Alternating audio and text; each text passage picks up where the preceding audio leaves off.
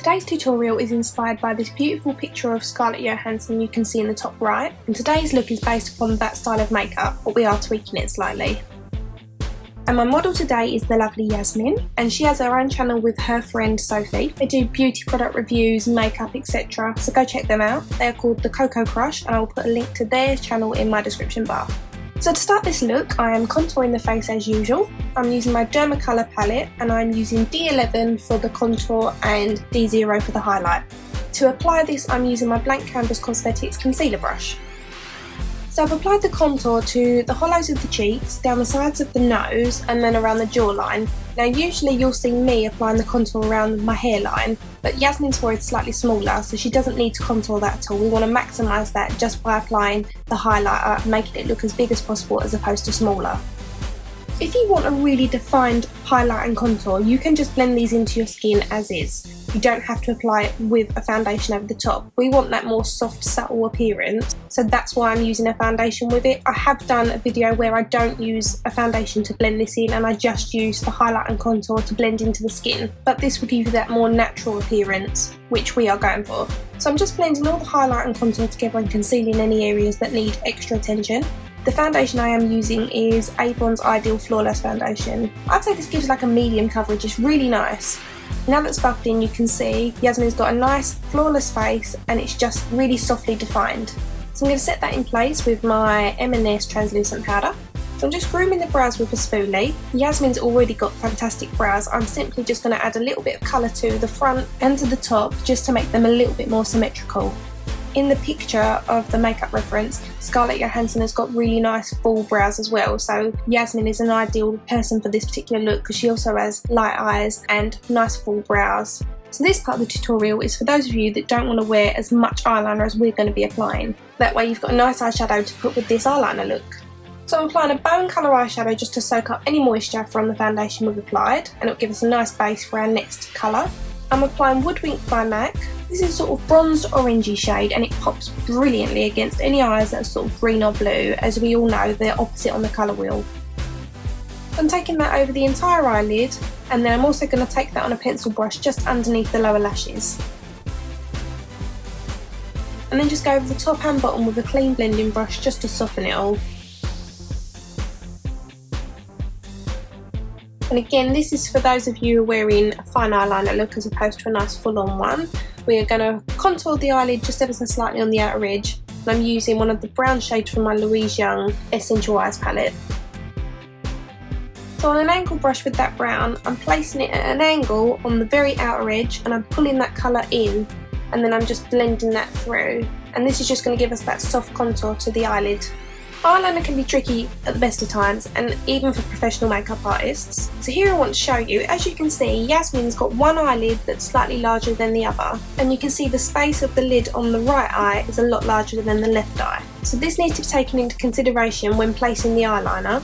It's best to map out your eyeliner shape while your eye is open.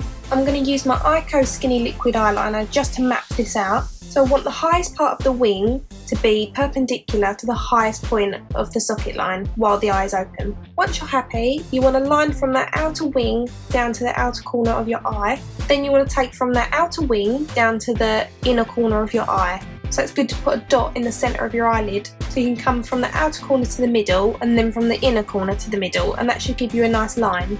So on Yasmin, I'm going to be using Bobbi Brown's Gel Liner in Ink Black, and I'm going to start by using my map as my guide, but we are going for a more full-on eyeliner look, so I'm going to be going a lot larger than what we've mapped out. So I'm going to start with this and then I'm going to build it up, and you can do the same.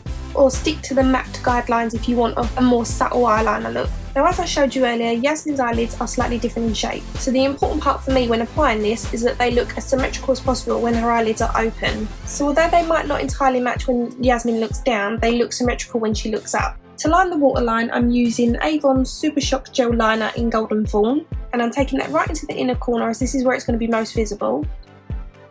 I'm using Eyeko Skinny Brush Mascara to give the eyelashes a nice inky black look. Be sure to coat both sides of the lashes, top and bottom.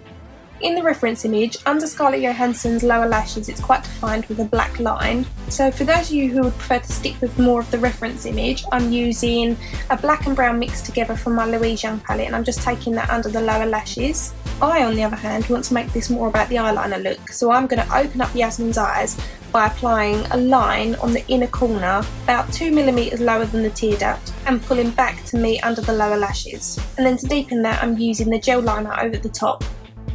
This is really going to enhance that feline cat eye. And then just to balance that, I'm going to pull the liner from the inner corner downwards to create a point. I'm going to define that shape just by applying the gel liner halfway across the waterline and leaving that golden fawn super shock liner on the inner corner.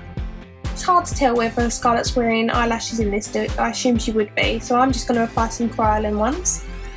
This is the Glamour Glow palette in POSH by Kryolan, and I'm going to use the Sun-Kissed colour just to define Yasmin's cheekbones. And then I'm going to use the Blush Rose colour just to add a little bit of pink to the cheeks, as you can see in the reference image that Scarlett has got a pinky colour.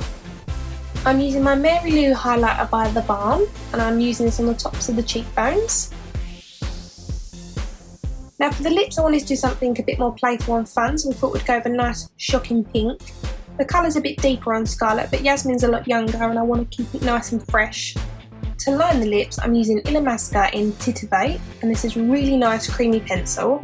And then to fill the lip in, I'm using a product called Lip and Cheek, and this is by Kryolan, and the colour I'm using is Lotus, which is a lovely bright pink.